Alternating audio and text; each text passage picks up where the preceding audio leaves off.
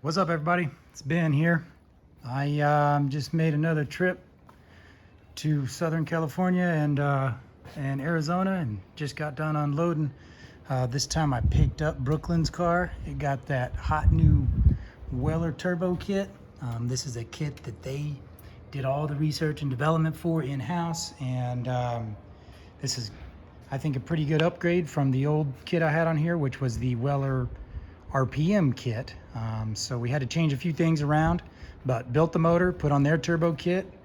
Now we got VP 110, so we're running race gas, but that's no problem because Little Sahara Sand Sports in Winoka, Oklahoma has that at the pump. So I'm super excited about that. Also did the boost lock clutch upgrade, which is pretty cool. I'll tell you more about that later. And because we did boost lock, I couldn't run that TubeWorks alternator anymore. So I had to change to a new alternator as well from the same company, JTE, who makes the boost lock. So cool parts there. Now I'm gonna get this thing in the house or in the shop here and start working on the rear. I got new powertrain. I'm gonna freshen up the axles, but I'm gonna put in a new drivetrain, differential and drive shaft back there, and some side mirrors, a few other small things. Anyways, while I was there, I went by Sandcraft. Sandcraft is in Phoenix, Arizona. They might be in Mesa. Phoenix proper, maybe. I'm not sure. There's a bunch of little towns there, but picked up two sets of beadlock. They just got their brand new beadlock wheels out, so got a set of Nomads and a set of Nitros. Just a little bit different bolt pattern on those, or well, a wheel pattern, just a cosmetic difference, but otherwise they're the same.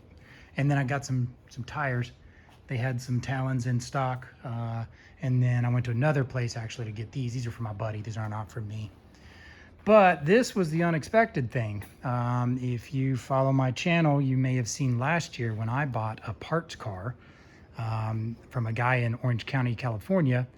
He bought a 2020 WAG-Z SS, bought a ton of really good parts for it, kind of tore it down, kind of got some of it back together, but long story short, never finished the build, and I bought just a stack of parts and an incomplete car and stuff from him. Well, I sold a lot of those things. Some of them are still in these boxes, you know, all kinds of stuff in here. Like, here's a list of things. I still got these giant King shocks. Anyways, I got these things here. Well, I sold the frame and the body, the engine, the transmission, and a few other parts to a guy also in Orange County, California. So it's kind of funny because I bought the car in Orange County, drove it all the way back to Texas, did a lot of work, pulled some of the parts off, sold them, etc. Then I sold the bulk of the parts to another guy in Orange County, California, Brian. So Brian's working on a really cool build and stuff like that. So he basically harvested all the little things, and he really wanted the powertrain and whatnot, but he didn't need the frame. So he calls me back and he's like, hey, what's the word on this frame? And so I bought the frame back from him. So now I got this frame. It's gone from California to Texas to California, now back to Texas. And I'm not sure what I'm gonna do with it. I got a couple of ideas. I have almost an entire factory car, between factory suspension and everything, just all sitting in, like, almost an entire car is sitting in here. I got factory seats, I got all kinds of stuff. I got a factory cage. I don't have a factory motor and transmission anymore, but long story short is I could almost put together a car, just semi-factory, and kind of sell it like that, almost like maybe a roller or something. I even have a whole body. Look up there, I got a red body off of 2020.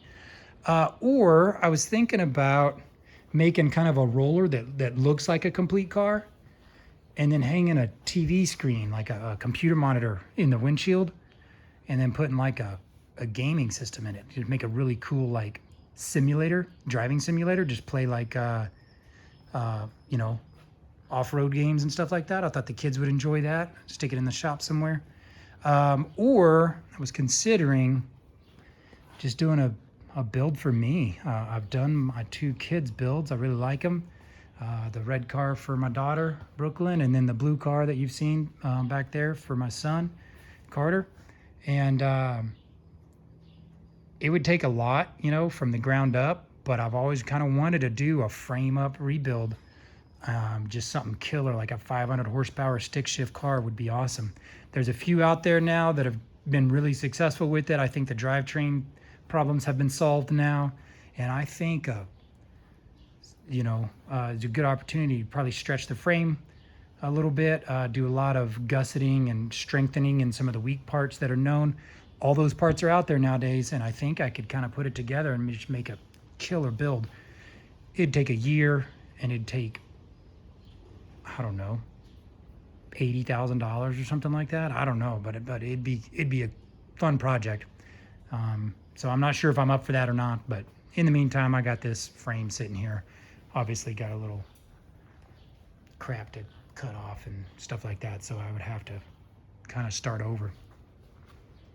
So I'm going to do a video about wheels and tires. I'm going to weigh every single tire and every single wheel I have in my shop, because I'm going to kind of switch them around a little bit. I got some Douglases that I'm going to put on some, I got some, let's see back here. I got these Blackbirds and Tributes. I'm going to switch those wheels. I'm going to put some Sandcrafts on some Sandcrafts. And then I'm going to change, we're not sure what we're going to put on Brooklyn's car, because that thing has a big power now.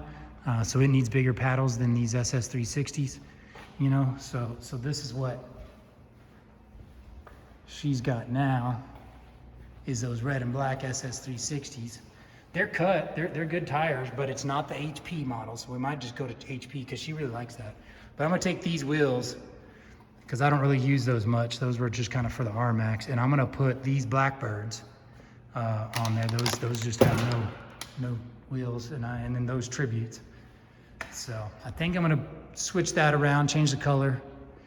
And then I'm going to put the Sandcrafts on the RS1 and on the Razor.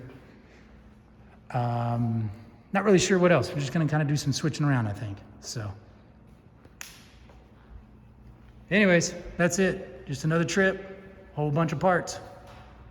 Let me know what you think I should do with that frame. I'm really excited about building a high horsepower YXZ and doing the suspension and all the stuff, you know, while I have the chassis stripped. Or maybe the video game thing.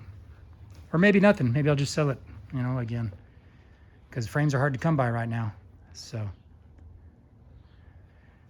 And then watch for this wheel and tire video. It's going to be cool to weigh these things and just get the real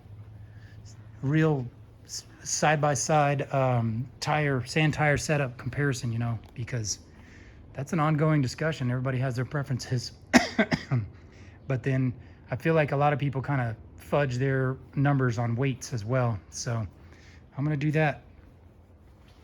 See you next time. Bye.